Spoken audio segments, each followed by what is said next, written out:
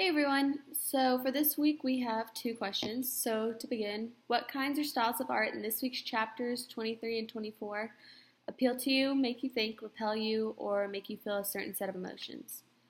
So the first one that appeals to me is The Art of Consumerism on page 448.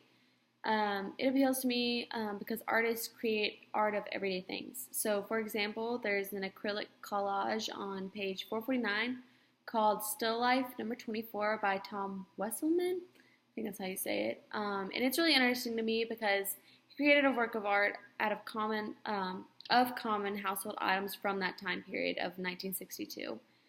I think it's almost like a little cultural lesson to see some of the important foods and household things that people were using in 1962. I personally like art that I can learn from, and I think this type of art really provides viewers with a more realistic form of history to more common people like us, everyday people, what they ate, what they used, what they did for fun. An art form that does not appeal to me is on page 440 called assemblage art. And I think this art is very random, and its purpose is really confusing to me. I recognize the goal of the art form is really to use random objects and combine them into one piece of art, but it honestly just doesn't make any sense to me, and it's probably not supposed to. It says the purpose of this art is to show juxtapositions in modern day life. An example is Robert Rauschenberg's monogram on page 440.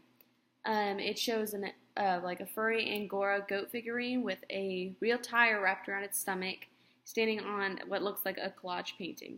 So it's just very random. None of the things go together, which is the juxtaposition part that supposedly it's trying to portray. But I personally don't think this type of art is something I would be interested in seeing or paying in a museum to see, because I like art that has a meaning or story behind it. This art just is very confusing. I personally don't find it attractive, but not everybody may agree with that. But to me, it just does not make enough sense for me to be really interested or to call it something that I would want to see.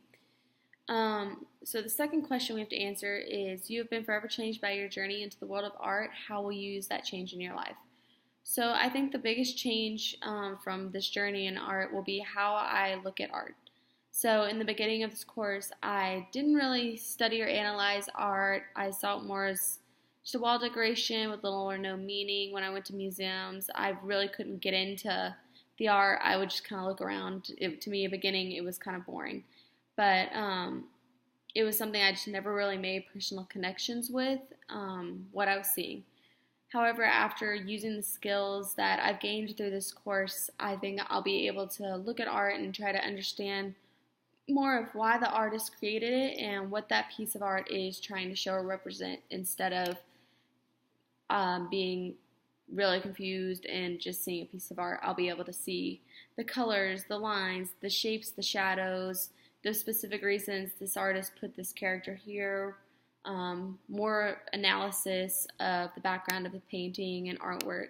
So I think that this course has definitely helped me to, in my analysis skills of artwork instead of just seeing a picture. So I think that'll be the biggest change that has come out of this class, this journey into the world of art, is really just how I will view art in museums and everyday life. So that's all I have for this week. So see you next week.